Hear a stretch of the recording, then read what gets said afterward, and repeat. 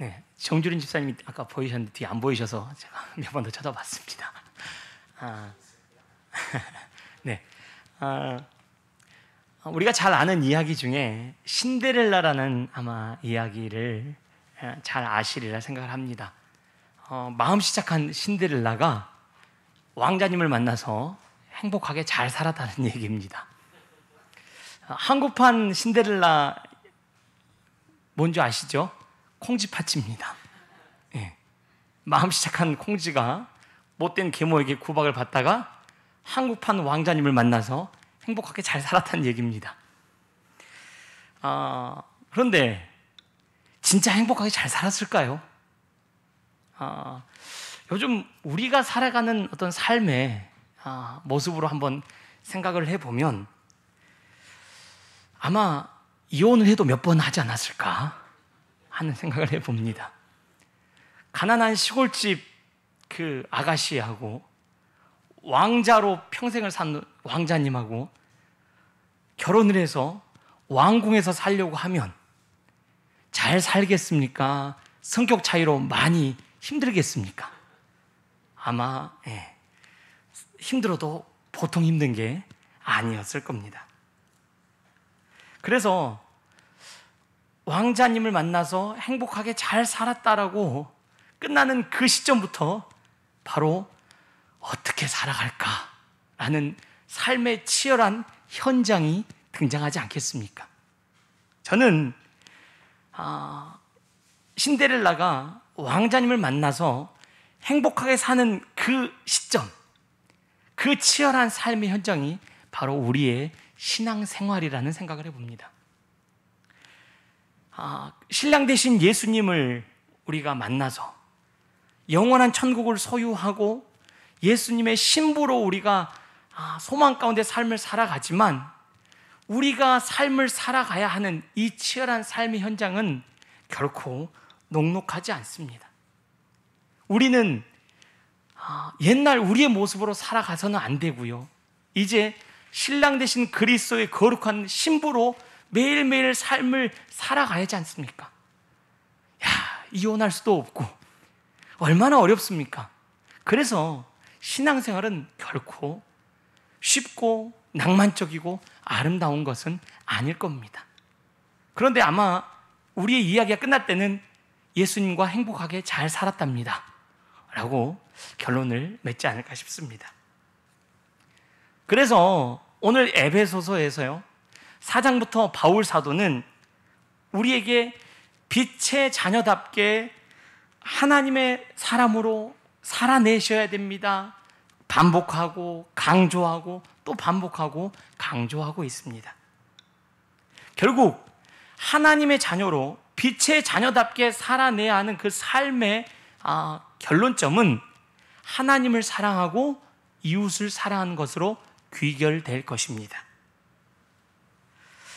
하나님을 사랑하고 이웃을 사랑하라 라는 그 명령 속에는요 반드시 그렇게 여러분 하나님의 영광을 위하여서 하나님을 위하여 살아야 됩니다라는 명령과 더불어서 하나님께서 우리를 하나님의 자녀로 만들어 가시고야 말겠다는 의지와 약속이 포함되어 있습니다.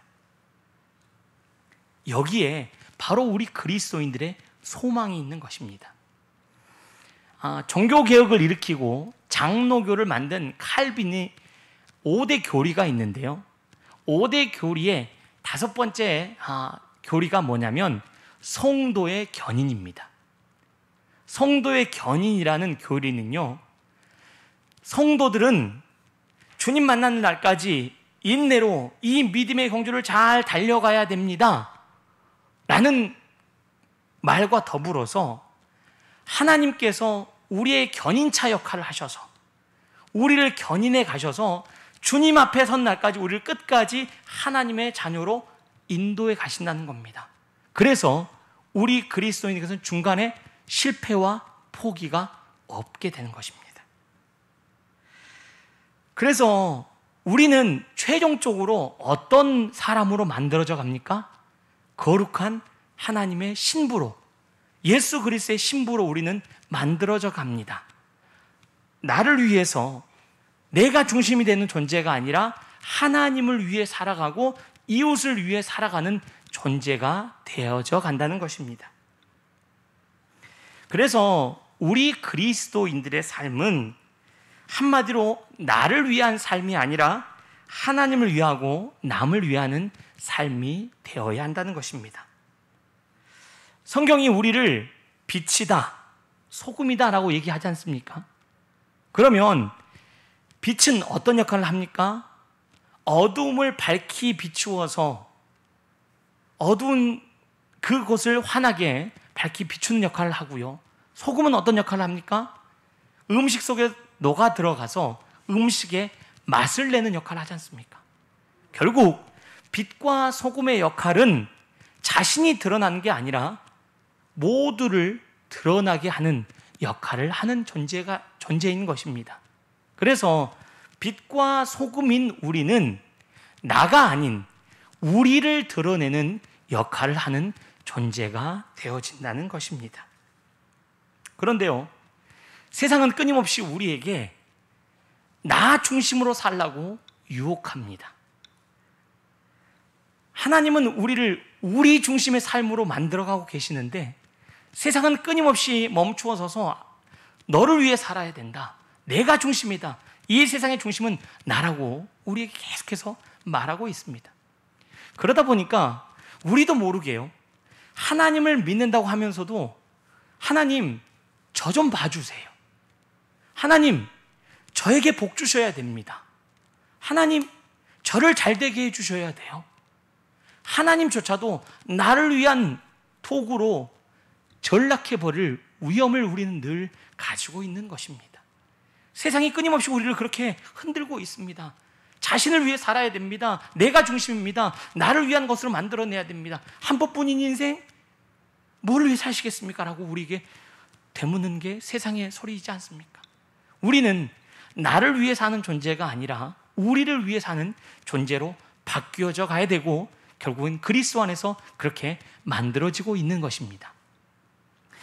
제가 보니까요, 특별히 우리나라 사람들은 예수님을 잘 믿게 되어 있는 것 같습니다. 그게 하나님이 우리에게 주신 복이 아닐까 싶습니다.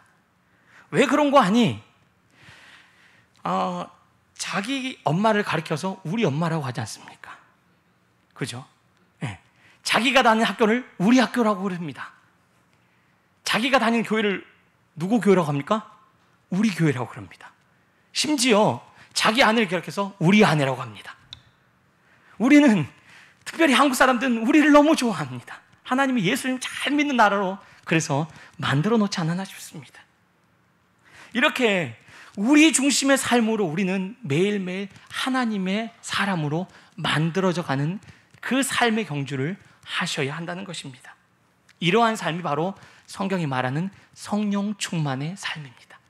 오늘 본문을 통해서 구체적으로 성령 충만의 삶에 대해서 좀 더 살펴보고자 합니다. 본문 5장 14절로 함께 가보겠습니다. 에베소서 5장 14절입니다. 함께 읽겠습니다. 시작. 그러므로 이르시기를 잠자는 자여 깨어서 죽은 자들 가운데서 일어나라. 그리스도께서 내게 빛이시리라 하셨느니라. 아멘. 이 말씀은 초대교회 때요. 초대교회 때 세례식을 할 때요. 세례식을 할 때 온 회중이, 온 성도들이 그 사람을 환영하면서 부르던 찬송으로 쓰였던 구절이라고 합니다. 그러니까 이제 구원을 받은 자가 어둠 속에서 깨어서 일어나서 하나님의 거룩한 자로 되었음을 축복하며 부른 찬송의 가사로 이 구절을 사용한 것입니다. 이 구절이 어디에서 인용이 된 거냐면요, 구약성경 이사야 60장 1절에서 3절 말씀을 인용한 구절입니다. 같이 한번 보겠습니다. 이사야 60장 1절에 3절입니다. 우리 앞에 화면을 보면서 같이 한번 읽어보겠습니다. 시작. 일어나라, 빛을 발하라. 이는 내 빛이 이르렀고 여호와의 영광이 내 위에 임하였음이니라. 보라, 어둠이 땅을 덮을 것이며 캄캄함이 만민을 가리려니와 오직 여호와께서 내 위에 임하실 것이며 그의 영광이 내 위에 나타나리니 나라들은 내 빛으로 왕들은 비치는 내 광명으로 나아오리라. 아멘. 14절 말씀이 빛의 자녀들은 이제 더 이상 어둠의 일에 참여하지 말고 깨어서 죽을 자는 가운데서 일어나라는 겁니다. 그래서 철저히 그들과 분리되어서 이제 하나님의 자녀답게 살아야 된다라고 얘기하는 것입니다. 그러하면 이사야 60장 3절처럼 나라들은 내가 드러나는 그 빛으로, 왕들은 그 빛으로 인하여서 이제 내 광명으로 나아올 수 있게 된다라고 얘기하고 있습니다. 15절로 한번 가보시겠습니다. 15절로 가보시면 우리 15절도 한번 같이 한번 읽어보겠습니다. 시작.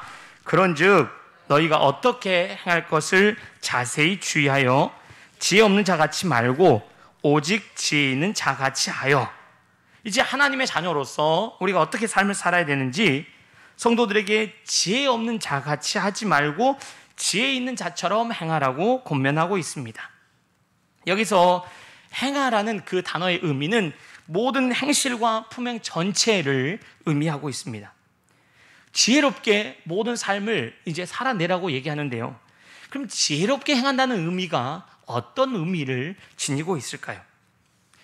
아마 이제 성도님들이 나이가 드실수록 아마 우리의 부모님은 어떻게 그렇게 지혜롭게 행동하셨을까라는 얘기들을 하실 겁니다. 아마 그런 얘기가 나오시는 분들은 이제 나이가 좀 드셨구나라고 생각을 하시면 됩니다. 전에 지식적으로 양을 따진다라면 지금 우리 젊은 아이들이 훨씬 더 지식의 양도 많고 뛰어날 겁니다. 그런데 과연 이 젊은 아이들, 우리 아이들 젊은 세대가 우리 부모님 세대, 어르신들의 세대보다 더 지혜로웠습니까? 라고 묻는다라면 아마 공감하는 분들이 그렇게 많지는 않을 것입니다. 훨씬 우리 어르신들 지혜로웠고 믿음의 신앙의 선배들이 더 하나님 말씀에서 지혜로웠다라고, 지식은 없어도 지혜로웠다라고 얘기하지 않겠습니까? 그래서 그 지혜라는 의미는 어떤 지식의 양이나 어떤 많은 것을 갖는 어떤 능력을 말한다기보다 그 모든 것을 가지고 운용하고 활용할 수 있는 능력을 지혜라고 표현할 수 있을 것입니다.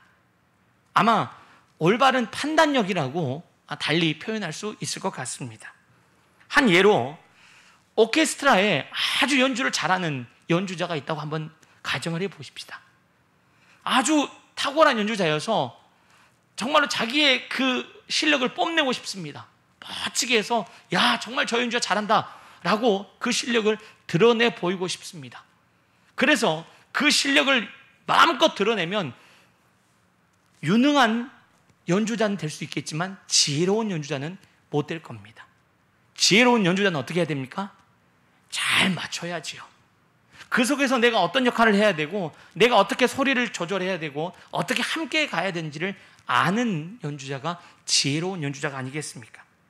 그래서 지혜로운 자가 갖는 그 행동, 삶은 나 중심이 아닌 우리를 위한 행동을 하는 사람을 의미한다라고 우리는 얘기할 수 있을 것입니다. 마틴 로이드 존스라는 유명한 강해 설교가가 있는데요. 그분의 에베소서 강해라는 그 설교를 보면 지혜 없는 자, 어리석은 자의 특징을 잘 표현해주고 있습니다. 저는 공감을 참 많이 했습니다. 그 목사님이 하신 얘기 중에 어리석은 자는요, 감정의 지배를 받는 자랍니다. 머리로 그럼 안 되는 줄 알면서도 어떻게 합니까? 욱하는 감정의 지배를 받는 꼭 그 일을 하는 사람 있지 않습니까? 어리석은 자입니다. 그리고 욕망의 지배를 받는, 그죠? 꼭 범죄를 저지른 사람들이 하는 말 중에 하나 뭡니까? 술 기운에 그랬다고요, 그죠? 욕망의 그거에 의해서 그 일을 지배를 받는 사람은 어리석은 자라고요. 그리고 자기를 자랑하는 사람들, 자랑은 누가 해줘야 됩니까? 옆에서 해줘야 됩니다. 자기가 자랑하면 꼴불견입니다. 그렇지 않습니까? 어리석은 자가 되는 겁니다. 그리고 자기의 열심을 의뢰하는 겁니다. 꼭 못난 남편들 중에 잘하는 말 중에 하나 뭡니까? 내가 최선을 다했는데 내가 얼마나 열심히 했는지 아냐고, 그죠? 그러면 아마 아내가 이런 얘기 할 겁니다. 누가 그거 해주라고 했냐고. 그렇지 않습니까? 그러니까 어리석은 자의 특징이 그렇다는 겁니다. 공감을 많이 합니다. 시편 기자인 다윗이 시편 14편 1절에서 이렇게 말하고 있습니다. 시편 14편 1절을 우리 함께 읽어보겠습니다. 시작. 시편 14편 1절, 자 함께 읽겠습니다. 시작. 어리석은 자는 그 마음에 이르기를 하나님이 없다 하는도다. 그들은 부패하고 그 행실이 가증하니 선을 행하는 자가 없도다. 어리석은 자는 하나님이 없다라고 얘기하니까요, 자기 마음대로 하는 것 아니겠습니까? 내 마음대로 내 유익을 위해서 열심을 부리고요, 어떤 행동을 하고요, 내가 왕으로서 그 모든 삶들을 하기에 부패하고 가증하고 선을 행하는 자가 없게 되는 것입니다. 그러한 삶이 어리석은 자라고 성경은 우리에게 말하고 있습니다. 그러면 지혜로운 자는 이런 어리석은 행동을 하지 않는 자입니다. 그러면 하나님이 우리에게 계시고요, 우리는 나를 드러내려 하지 않고 어떻게 합니까? 우리를 드러내려고 하는 삶을 사는 자가 지혜로운 자가 아니겠습니까? 그래서 나가 아닌 우리를 위해서 우리가 드러나는 삶을 살아간 자가 지혜로운 자라고 성경이 얘기하고 있습니다. 그래서 결국은 지혜로운 자, 나는 드러나지 않고 모두를 위해서 내가 사라지는 그 삶, 그게 성경이 말하는 자기 부인의 삶이 아니겠습니까? 그래서 그러한 이 지혜로운 삶은 자기 부인의 삶임을 성경이 우리에게 말하고 있습니다. 그래서 이러한 자기 부인의 삶, 가장 지혜로운 그 삶의 대표자가 누굽니까? 예수 그리스도. 우리를 위하여서 자기를 온전히 내어주신 예수님이 가장 지혜로운 자가 아니겠습니까? 그래서 고린도전서 1장 30절에서 이렇게 우리에게 말하고 있습니다. 고린도전서 1장 30절, 우리 앞에 본문이 나와 있는데요, 함께 읽어보겠습니다. 시작. 너희는 하나님으로부터 나서 그리스도 예수 안에 있고 예수는 하나님으로부터 나와서 우리에게 지혜와 의로움과 거룩함과 구원함이 되셨으니 아멘. 이렇게 지혜로운 자의 대표이신 예수님을 따라서 우리도 나가 아니라 우리를 위한 삶의 모습으로 늘 훈련해 가시고 그 모습으로 우리가 나아가야 한다고 얘기합니다. 16절에서 계속해서 이제 지혜로운 사람은 어떻게 삶을 살아가는지 언급하고 있습니다. 16절입니다. 함께 읽겠습니다. 세월을 아끼라 때가 악하니라. 아멘. 지혜로운 사람은 세월을 아끼는 사람이라는 것입니다. 세월을 아끼다라는 이 말을 원어인 헬라어 성경을 통하여서 좀 더 그 의미를 가져와서 번역을 하다 보면 기회를 다 살아. 너에게 주어진 이 기회를 다 살아라고 하는 의미로 해석할 수 있습니다. 그러니까 하나님께서 우리에게 주신 이 삶, 시간들, 이 시간 전부, 이 기회를 다 사서 유감없이 우리를 지혜로운 자의 삶의 모습으로 나아가는데 아낌없이 써야 한다라고 얘기하고 있다는 것입니다. 왜요? 때가 악하기 때문에 그렇다는 것입니다. 하나님께서 우리에게 시간을 주신 이 시간들, 기회들은 하나님의 뜻에 맞게 우리가 하나님의 사람으로 자라갈 수 있는 기회라는 것입니다. 그래서 이 모든 기회를 다 사서 하나님의 자녀답게 우리는 그 삶의 모습으로 지혜로운 자로 우리는 만들어져 가야 한다고 성경이 얘기하고 있는 것입니다. 제가 서두에도 언급했는데 우리나라는 예수님을 잘 믿게 하나님께 특별히 복을 주신 나라라고 했지 않습니까? 제가 보니까 이것도 그런 것 같습니다. 우리나라에 요즘은 코로나 때문에 잠시 주춤하지만 한국 사람처럼 밤잠 안 자고 일하는 아마 사람들이 없을 것 같습니다. 24시간 찜질방부터 시작해서요, 24시간 편의점, 24시간 음식점, 24시간이 얼마나 많습니까? 그죠? 잠에 필요 없습니다. 한순간도 놓치지 않고 어떻게든 뭐라도 해보려고 24시간을 풀 가동해서 요즘은 그래서요, 그냥 배송도 그냥 시도 때도 없이 오지 않습니까? 그죠? 새벽 배송부터 시작해서 이제는 뭐 그냥 한국 사람처럼 제가 볼 때는 이렇게 시간을 아껴서 잘 쓰는 민족이 없는 것 같습니다. 그래서 이제 어떻게 합니까? 방향만 바꾸시면 됩니다. 24시간을 하나님께로만 맞춰서 하나님을 닮아가는 지혜로운 자로 우리가 삶을 살기에 우리가 정진해 가신다라면 우리는 정말 하나님께서 기뻐하시는 믿음의 삶으로 살아갈 수 있는 참 복된 민족이 되리라 저는 믿어 의심치 않습니다. 그렇게 해서 이제 우리는 세월을 아껴서 지혜로운 자로 우리는 나가야 됩니다. 자, 그리고 17절로 한번 가보겠습니다. 17절 같이 읽겠습니다. 시작. 그러므로 어리석은 자가 되지 말고 오직 주의 뜻이 무엇인지 이해하라. 아멘. 계속 강조하지 않습니까? 어리석은 자가 되지 말라. 어리석은 자가 되지 말라. 지혜로운 자가 되라. 지혜로운 자는 어떻게 해야 된다고요? 오직 주의 뜻이 무엇인지 이해해야 된다. 주의 뜻이 뭡니까? 데살로니가 4장 3절에서 우리에게 분명히 밝혀주고 있습니다. 하나님의 뜻은 이것이다. 하나님의 뜻이 뭡니까? 묻기 전에 성경을 보십시오. 하나님의 뜻은 이것이라고 밝히 우리에게 알려주고 있습니다. 함께 읽겠습니다. 시작. 하나님의 뜻은 이것이니 너희의 거룩함이라 곧 음란을 버리고. 자, 하나님의 뜻은 무엇이라고요? 거룩함이라고요. 거룩함은 세상과 구별된 하나님의 백성다움입니다. 세상은 어떻다고요? 누구 중심이라고요? 나 중심이라고요. 나. 우리는요, 우리 중심이 되셔야 됩니다. 나는 녹아져 내리고요. 그래서 하나님의 뜻이 나는 녹아져 내리고 우리 중심으로 우리를 통하여 세워지는 게 하나님을 드러내고 이웃을 살리는 그 삶이 바로 하나님께서 우리에게 원하시는 뜻이라는 겁니다. 그래서 지혜로운 자들은 하나님의 뜻을 거룩함을 알고, 여기서 이해한다는 의미가 안다는 데 그치는 의미가 아니고요, 알고 어디까지 포함되겠습니까? 행한다까지 포함되어 있는 의미입니다. 그래서 이제 우리는 끊임없이 하나님께 물으셔야 됩니다. 하나님, 이 일이 정말 거룩한 일입니까? 하나님, 자기의 열심을 가지고 내가 이만큼 했는데 왜 안 되냐고 큰 소리 치기 전에요. 제가 말씀드렸죠. 어리석은 남편들은 아내가 뭘 원하는지 모르고 내가 열심히 한 걸로 자랑한다니까요. 큰 소리 쳐야 됩니다. 왜 몰라주냐고요. 그러니까 문제가 되지 않겠습니까? 하나님께서는 내가 아니고요, 우리를 만들어내는 데 있어서, 그리고 그 뜻을 이해하고 거기로 가야 됩니다. 그런데 그게 쉽습니까? 아니요. 우리는 끊임없이 나를 드러내고 내가 멋있어 보이고 내가 인정받고 내가 높아지기 원하는 습성에 있는 죄인들이지 않습니까?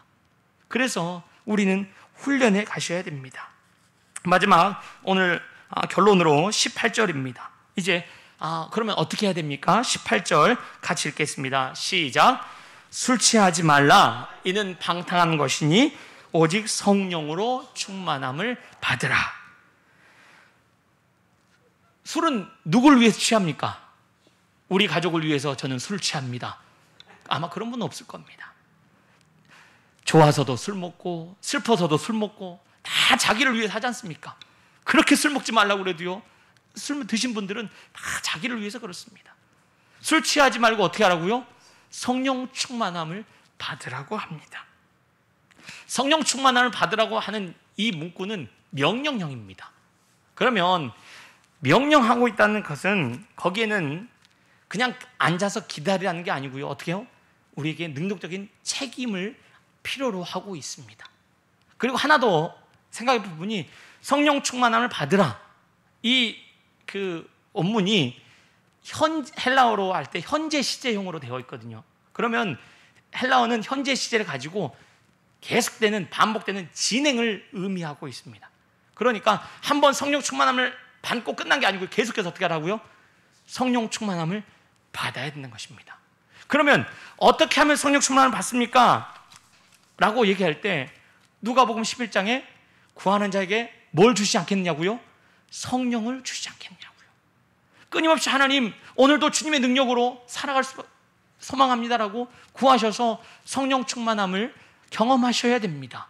내가 하는 것이 아니라 내 안에 성령 하나님께서 하나님의 자녀로 만들어 가시는 능력을 경험해 받으셔야 됩니다. 그런데 우리가 여기서 생각해 볼 부분이요, 성령 충만함을 받으면 우리는 우리가 원하는 대로 뭔가 좋은 일이 생기고 잘 되어지고 뭔가 되어진다고 우리는 오해하기 쉽습니다. 기도했더니 하나님이 응해 주셔서 이게 다 잘 됐습니다, 이런 어려움이 풀렸습니다 라는 것을 우리는 성령 충만의 결과라고 우리는 생각하기가 쉽습니다.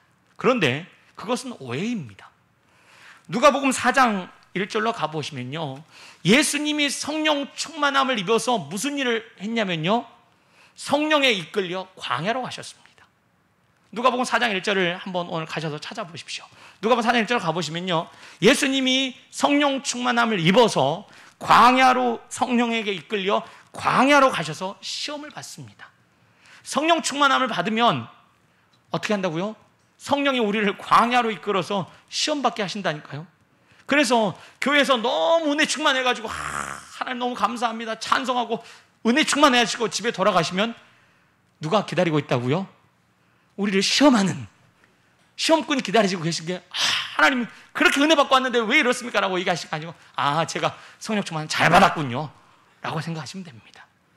성령 충만함을 받으면 성령에 이끌려 광야로 가서 시험 받았, 누가요? 예수님이 그러셨다니까요. 그게 절차입니다. 좋은 일만 생겼으면 하나님이 나와 함께 하셔서 좋은 일만 생겼다? 아니요.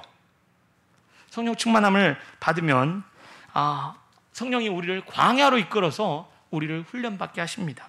예수님이 그럼 광야에서 어떤 시험을 받으셨습니까? 사단이 예수님의 능력을 시험했습니까? 아니요. 너 능력이 많잖아, 돌로 떡 만들어 먹어, 너 할 수 있잖아, 너 예수님이잖아, 할 수 있잖아, 네 능력을 보여, 뛰어내려, 너 할 수 있잖아, 천사들이 바칠걸, 뛰어내려, 내가 이거 다 줄게, 절 한번 해봐. 너를 위해 살라고 끊임없이 사단은 시험하는 것 아니겠습니까? 예수님은 아니야, 말씀으로 물리친다는 사실은 나를 위해 살기 위해 내가 이 땅에 온 것이 아니고 내 능력을 드러내기 위해서 나는 사는 존재가 아니라 하나님의 뜻을 쫓아서 남을 위해서 나를 부인하고 오직 그 하나님의 영광을 위해서 살아가야 되는 존재임을 예수님께서는 보여주신 것입니다. 그래서 이제 우리는 우리의 삶의 시험 속에서 그 시험을 우리는 감당해 내셔야 됩니다. 이렇게 핍박하는데도 예수님을 믿을 수 있어? 교회 다닌다고 얘기하는데 그 모양이면서 참 믿지 않는 남편이 그래가지고 교회 다닌다고 하고 하는 우리의 심장을 후벼 파는 얘기들을 들으실 때 감당이 되시겠습니까? 그죠? 이런 남편하고는 도저히 살 수가 없습니다라고 교회에 쫓아와서 우리 목사님께 아마 하소연을 하지 않을까 싶습니다. 그런데요, 하나님께서 성령 충만함을 받은 자가 성령에게 이끌려 광야로 가서 시험 받을 때 우리에게 묻습니다. 너가 누구냐? 너를 위해서 지금 신앙생활을 하고 있느냐? 아니면 너가 죽어지면서 나를 위해서 살아가고 있냐를 되묻고 있다는 것입니다. 말씀을 정리하겠습니다. 성경은 우리에게 하나님의 자녀로 지혜롭게 이 세상을 계속해서 훈련하면서 믿음의 삶을 살아가라고 얘기하고 있습니다. 감사한 것은 우리가 그 삶을 살아내야, 거기서 통과해야 하나님의 복을 주시고 우리가 천국 가는 게 아닌 게 감사한 것입니다.